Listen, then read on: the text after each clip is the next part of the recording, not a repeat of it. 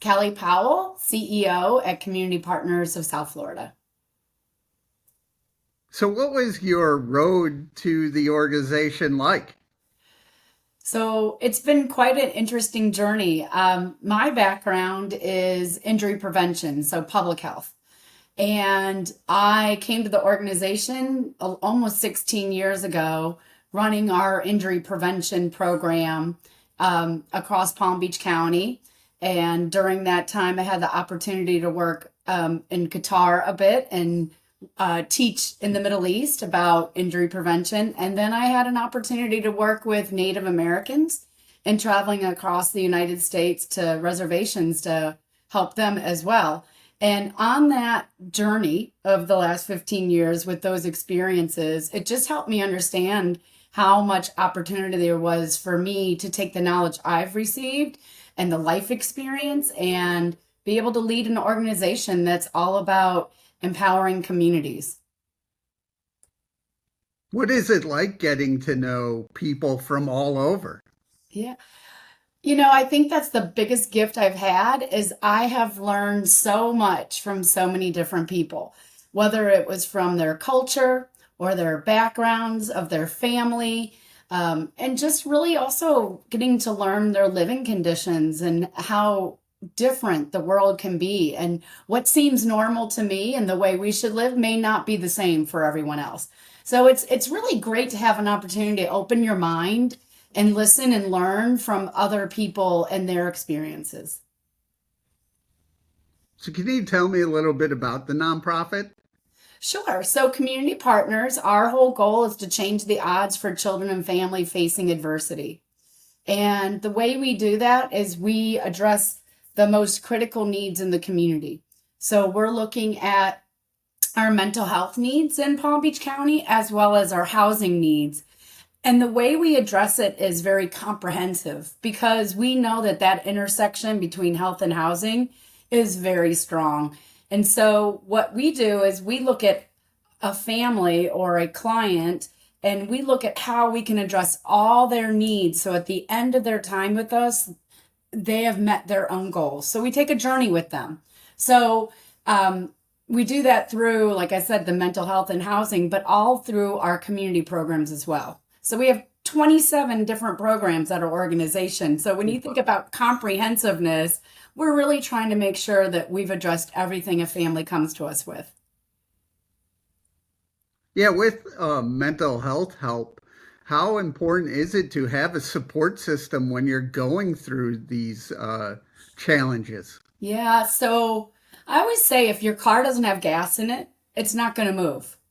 And when people are suffering from a mental health crisis, sometimes it could be short term, it could be long term, but even anxiety or depression, these can be very crippling to the point that you can't even move. You can't begin to move forward. And so having a support system is imperative, right? And one of our biggest theories is we wrap around the client. So maybe it's one person that's been referred to us for mental health support. We're going to look at all their natural support systems and bring them in. It could be their immediate family, it could be friends, it could be schools, teachers, best friends, things such as that that really support the person. Because again, when your car doesn't have gas, it's really hard to go anywhere. And we see oftentimes we got to get them out of the gate. Step one is who are the people that can help you when I can't be here to help you. Have you seen more recently people accepting mental health help? It's interesting because there was such a stigma for so many years around the word mental health and therapy. And, especially with our younger generation, I think of my children to start. They actually were in college during the time COVID hit. Both girls were supposed to graduate college, go to school one day, and the next day the world shuts down. That's a lot of anxiety for younger people, not knowing what to expect. And so, yes, I see that we've had some more normalization and understanding that mental health is as important as physical health because the environment, the world has changed so much. And so if we can't show up with our mental health in order, it really is affecting all areas of our life. You touched on it a little bit, but I actually like talking about this. How important is it to take care of your physical health and mental health at the same time? Yeah. None of it lives in a silo. It's like you can't, if you're thinking of a puzzle, you can't just have one piece of the puzzle and it's complete. We have to take physical health is a big part of mental health. I listen to a lot of podcasts and information. It's like get some sun. Go out and start your day with a little bit of sunlight, vitamin D. If you're in an area where you can enjoy sun at this time of the year in March, February, March, get some sun, get some fresh air. Take a few minutes to see how you're feeling. This world is so connected and so busy. If we're not taking care of our physical health while we're taking care of our mental health, you're not going to reach your goals. If you think about what are your goals, write them down. And if your vision is to see yourself feel it waking up in a good mood and feeling like you have the energy to get through the day, then what are some of the things we can do? And oftentimes that is improving our physical health. And when we feel better, we have more energy. When we have more energy, we work harder to feel better mentally as well. It really ties in nicely. What is it like for you seeing kids succeed? I love that question. I was at a breakfast this morning and a little girl, a fourth grader, got up to talk about her mom's nonprofit and the work she's doing in the community. And I sat back and I thought, this young girl is going to go so far in her life and do such amazing things because she has the courage to stand in front of a group of adults and talk. I think when children succeed, I think we've done our job because the children are our future. We need to have strong youth that feel confident, that feel they have the support and the backing they need to be successful. Many of our programs, we work with parents, and it's interesting because they're not necessarily mental health programs, but they really are. Right. We have therapists that are working with parents on how to raise a child to the best of their ability. There's a book on what to expect when expecting, but oftentimes parents are learning from their children as their children are advancing in their life. And then the parent is trying to catch up and like, oh, no, don't do that. Or, oh, this is great. So what we try to do is equip parents with the tools they need one step ahead of the game so they can empower their children to be the best children they can be. So yes, children are very, very important. It makes me very happy when I see kids that are strong and confident and believe in themselves. That's what it starts with. Speaking of confidence, do you see the families that you work with confidence level rise as they go through a process? Absolutely. Again, I think so oftentimes our kids are teaching us as adults. And, you know, I can even speak as a parent myself. When my kids were doing well, I thought the world was on fire. It's like, this is great. Everything is wonderful. We're just doing everything. But that's really the whole goal is to, and it builds that relationship between the child and the parent. And positive reinforcement is always better than negative reinforcement. So if a child's hearing like how great they did, or I'm so proud of you, or you really killed it on that test, or I love the way you behaved at church today, that positive reinforcement continues to grow positive outcomes. And so sometimes when kids they can feed off each other. So if the child gets a good rapport from the parent, and then the parent sees the child's happy and excited, it excites the parent. So I think sometimes it's a partnership between the two of them. They don't even realize what they're giving each other. What are some of the things you've learned from your own kids? Everything. I have learned everything from my children. I have learned that checking the backpack is very important to make sure you're staying in connection with the schools. I've learned that my children, when they were younger, they're adults now, but when they were younger, stop, pause, and listen to them. It's really important to hear what they're saying, to hear what they're experiencing. You know, kids today are experiencing things that you and I never had to deal with as children. And the most important thing a parent can do is listen and not say, oh, it's not a big deal. No, listen, take the time, stop what you're doing, hear what your children have to say. And if they need help, reach out for help, for sure.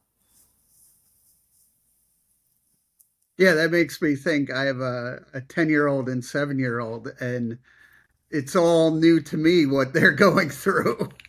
It's crazy. I mean, kids today have access to so much technology and information that we did not as children Yeah. ourselves. I mean, at my age, our playtime was outside with our friends. Kids don't play outside anymore. You know, interactions between children are very different than they used to be. And so they're so much further advanced in many ways than we were when we were children.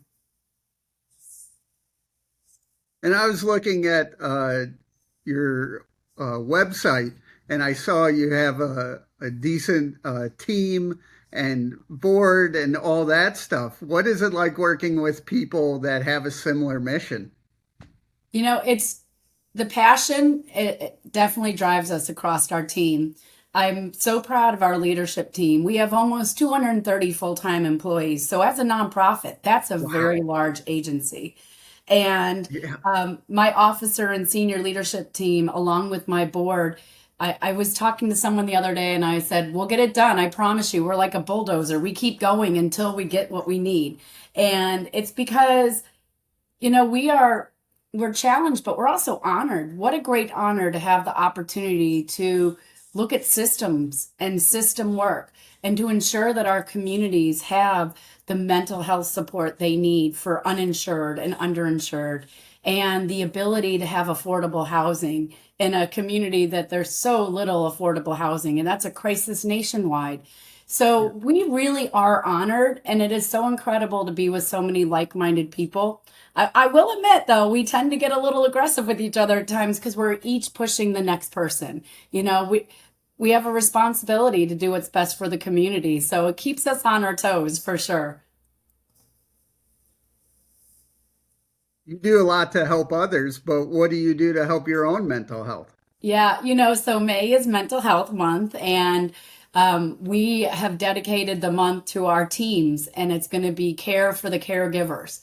And so we very much try to use that as a theme, not just during Mental Health Month, but all the time. Yeah. You know, for me, taking time to spend with my husband, make sure I have balance between work and personal life, my professional and personal life. I try to go walking every day, and that's oftentimes when I get to listen to a podcast. And depending on what mood I'm in, you know, it's what I'm going to listen to. Something typically uplifting, or it makes me feel good about myself. I also love to get massages. It's like the way to work the stress right out of your body. And so Right. during the week or the month of Mental Health Month, we're going to be doing that for our teams. We're going to have some exercise. We're doing yoga in the park with everyone. We're going to bring in some massage therapists for our team. We're going to have some walking groups that are going to be occurring and just really trying to make space for our caregivers to be taken care of. That's a good point, taking care of the caregivers, because I live with bipolar disorder too, and my wife and kids take care of me, but I want to make sure they are being taken care of as well. Absolutely. Absolutely. When you're caring for others, you don't realize how much stress that puts on your body. We care for people because we love them, you know? And so when you have that emotional connection to someone and you're seeing their suffering or they're in pain in some way, you don't realize what it puts you through. And this world is so busy and so fast. And it's like there's no downtime anymore. And you're just connected all the time. And it's like, how are we taking care of the caregiver? because the caregiver, that's like, when you get on an airplane, they say, put the oxygen mask on first if there is an emergency before you help others. Because if you're not okay as a caregiver, you can't give your best to the people that need you. So I love that you are thinking of your family and remind them to find space and time, even if it's like microbursts of time. Maybe they Right. don't have time to go for an hour walk every day, but get up from your desk or get up from what you're doing and take 5 minutes and do something that makes you feel better. That's really what it's about. Just that breaking up the stress, the when you're feeling overwhelmed, and really just focusing on, I need a moment to put that oxygen mask on me first so I can help you. Where do you want to see your mission in the next few years? Wouldn't it be amazing if we had no clients? Because that meant Yeah. everyone got the resources they needed to be healthy and happy and safe. And so for me, it's to continue to grow the awareness. I think the more, as you started out with saying, do you feel like the word mental health has changed? Yes, I do. Yeah. And so to begin to continue to help people understand that mental health is as important as anything. Without it, it's very hard for people to feel like they can be successful. So let's continue to invest in mental health. Let's continue to invest in our community. So in the next few years, I would love to see our numbers go down of clients we're helping, not because they're not coming to us, it's because they're getting what they need and their lives are changing. And I'd love to see in the housing crisis that our community has affordability, that people can afford to be successful in their lives and have their own home to live in. How can people reach out and learn more? So I love our website because right at the top it says submit a referral, and anyone can refer Yeah. themselves. It doesn't have to come from a provider. It can come from someone who just wants to learn more. Our website is www.cpsfl.org, and that's for Community Partners of South Florida. Submit a referral, and someone from our intake team will have a wonderful conversation with you and find out what's going on. As I mentioned, with 27 programs, there's a way we can help everyone who needs help. Whether it's from a parenting standpoint or a child in crisis or a housing issue or something recently we've just launched, which really isn't anything different than we're doing, but it's our male success initiative and really trying to make space for men. Oftentimes we're finding that women and children tend to reach out for support and help. And our men, there is still a stigma around mental health in men. Yeah. And our men aren't always reaching out. So we're changing that narrative by creating focus groups and the man cave where they can just come and eat wings and pizza, have a sports game on, and maybe just talk about what they're dealing with. Connecting our male population to our male therapists and our male social workers so they can have a different level of a conversation. So we keep trying to adjust, not change, but adjust. Everything is, as the world keeps changing, we need to as well. And so the best way, as I mentioned, just reach out to our website, submit a referral, and have a conversation just like this. And by the end, our intake therapist will be able to say, you know what, I think we can help you with this area, this area. I'm going to have so-and-so call you about this. And it's just really a warm introduction.